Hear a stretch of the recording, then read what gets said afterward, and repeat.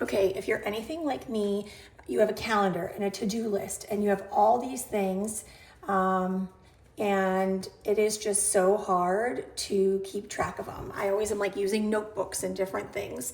So Three Kin Collective sent me this monthly planner, and I love that you can just start it on whatever month you want. If you miss a month, you're not wasting the page. And you can write in the dates. Up here, you can write down your priorities for the month. I wrote down relax, work out daily, and less screen time. There's a place for like taking notes, those things that just don't fit quite on the calendar yet.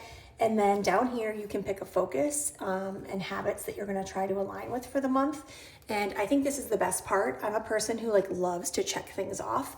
So you can write down the healthy habits that you're working on this month. I'm gonna add like drink more water.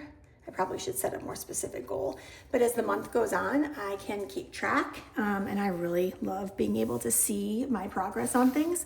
And then at the end of the month, it says what went well and what challenges did I face.